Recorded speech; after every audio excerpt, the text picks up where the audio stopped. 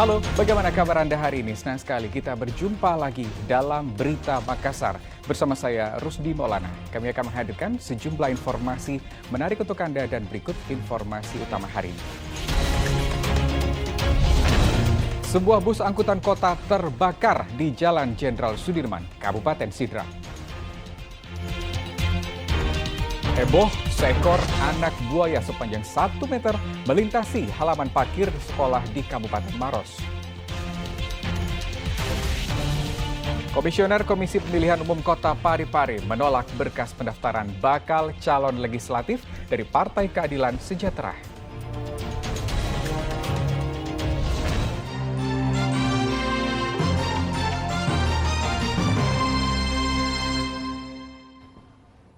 Sebuah bus angkutan kota terbakar di Jalan Jenderal Sudirman, Kabupaten Sidrap.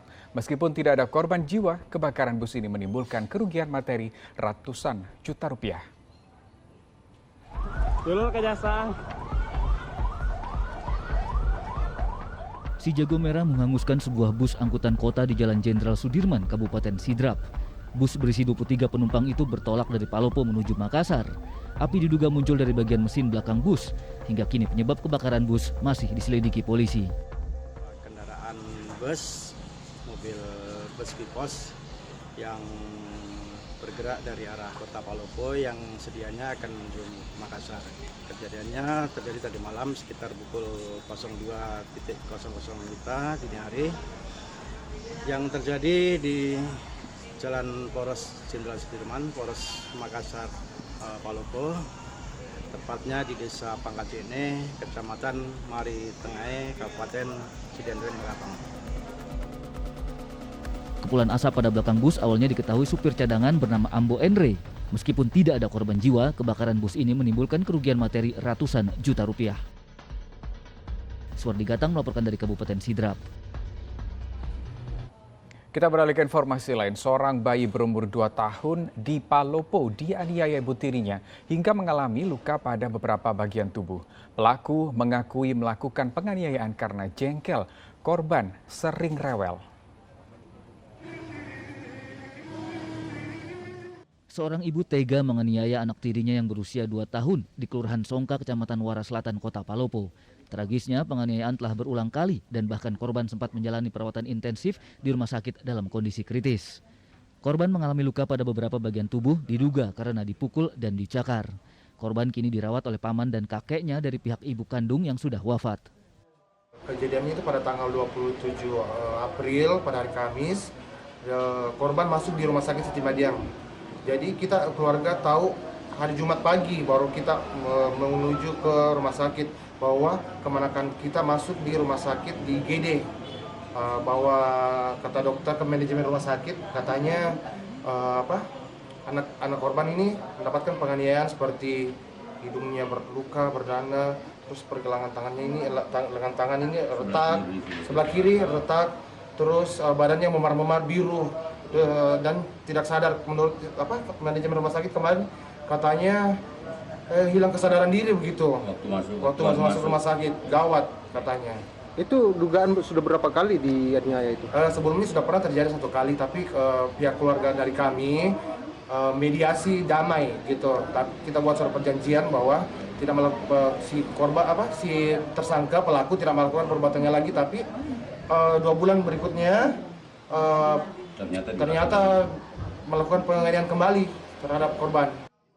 Heni, pelaku penganiayaan yang baru setahun dinikahi ayah korban, telah ditangkap penyidik Polres Palopo.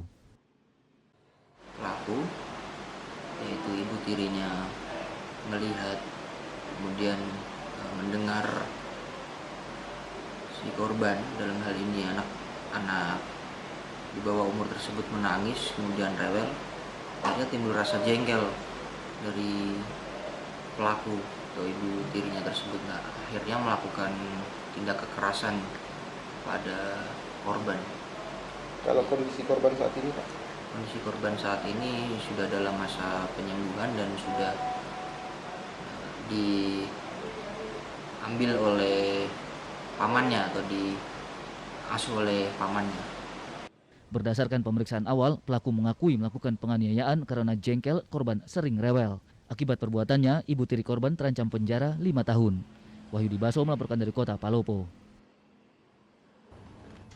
3 rumah di Bulukumba rusak tertimpa pohon yang terbawa arus longsor. Akibat musibah ini 3 orang terluka dan 3 kepala keluarga kehilangan tempat tinggal. Tim Badan Penanggulangan Bencana Daerah atau BPBD Bulukumba bersama TNI Polri segera melakukan evakuasi batang pohon yang menimpa sejumlah rumah warga di Kelurahan Bonto Kamase, Kecamatan Herlang. Pohon besar itu roboh akibat terbawa arus longsor. Musibah ini menimbulkan 3 orang luka pada lengan dan kepala karena terjebak dalam rumah.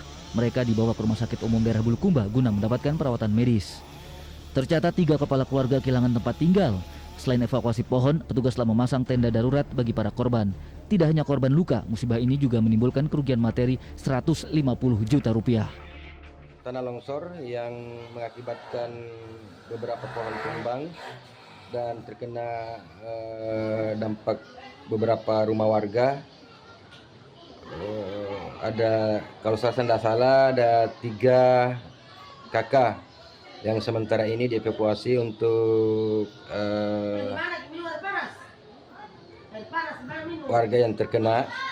Begitu juga rumah, sementara tim reaksi cepat Badan Penanggulangan Bencana Daerah sudah bergerak sesuai laporan warga. Dalam sepekan terakhir, intensitas hujan dan angin kencang semakin tinggi di Kabupaten Bulukumba. Warga diminta meningkatkan kewaspadaan. Andi Muhammad Sardi melaporkan dari Kabupaten Bulukumba. Ya, seekor anak buaya melintasi halaman parkir sekolah menengah pertama di Kabupaten Maros. Diduga reptil sepanjang 1 meter tersebut hewan peliharaan warga yang lepas dari kandang. Sejumlah murid dan guru SMP Angkasa Pangkalan Udara Sultan Hasanuddin di Maros dihebohkan dengan kemunculan anak buaya yang melintasi halaman parkir sekolah. Petugas polisi militer yang menerima laporan segera menangkap anak buaya. Anak-anak sudah langsung menyaksikan ada buaya di sana. Ya, terus di parkiran. Ya. Akhirnya itu buaya bergeser sampai ke sana. Kebetulan ada memang setiap hari itu propos tugas di depan, ya, di pintu masuk masing-masing pintu SD SMP. Jadi cepat tangkap juga, proposnya datang menangkap.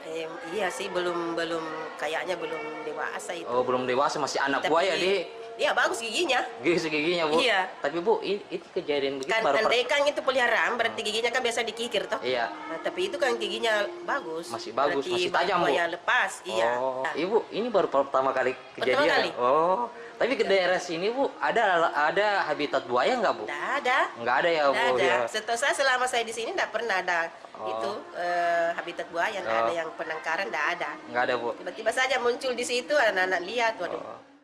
Hingga saat ini belum diketahui asal mula reptil sepanjang 1 meter tersebut. Padahal lokasi sekolah jauh dari sungai atau habitat buaya. Namun diduga anak buaya itu merupakan hewan peliharaan warga yang terlepas dari kandang. Raisa Habu melaporkan dari Kabupaten Maros. Pengembangan pertanian Fakultas Pertanian Universitas Hasanuddin Makassar bersama tim Taiwan Technical Mission berhasil mengurangi impor beras. Produksi dan kualitas beras lokal juga meningkat. Pengembangan pertanian oleh Fakultas Pertanian Universitas Hasanuddin Makassar bersama tim Taiwan Technical Mission sejak 2018 membuahkan hasil memuaskan. Selama 5 tahun melewati berbagai tahapan uji coba, akhirnya tim riset berhasil meningkatkan hasil benih padi berkualitas tinggi. Selain itu, produksi dan kualitas beras secara keseluruhan juga meningkat. Keberhasilan ini tidak hanya meningkatkan pendapatan produsen benih, tapi juga membantu mengurangi jumlah beras impor dari luar negeri, sehingga meningkatkan swasembada produksi pangan dengan sawah seluas 400 hektar sebagai lahan pengembangan benih padi. Sepanjang tahun 2022, Taiwan Technical Mission bersama Fakultas Pertanian Universitas Hasanuddin Makassar telah mengumpulkan 4.200 ton benih padi berkualitas, terhitung 29% dari produksi benih padi di seluruh provinsi di Indonesia. Kemajuan ini memenuhi 12% kebutuhan benih padi di setiap provinsi. Organisasi petani di Sulawesi Selatan juga diberikan pelatihan merevisi manual budidaya padi agar tercipta pertanian cerdas. And the Southern Sulawesi is a very, very important area about the agriculture. So that is why we choose the Southern Sulawesi to be our project target. University of Hasanuddin is the best university in Eastern Indonesia. And they have a very good relationship with the local government. So that is very useful and helpful to our project. Targetnya adalah meningkatkan ketersediaan benih bermutu minimal di tingkat Sulawesi Selatan ataukah di tingkat nasional. Stasiun cuaca sederhana bakal dibangun untuk membantu memecahkan masalah kekurangan tenaga kerja di pedesaan. Data cuaca nantinya dimanfaatkan untuk memprediksi dampak buruk fenomena iklim terhadap produksi beras. Andi Muhammad Sabri melaporkan dari Kota Makassar.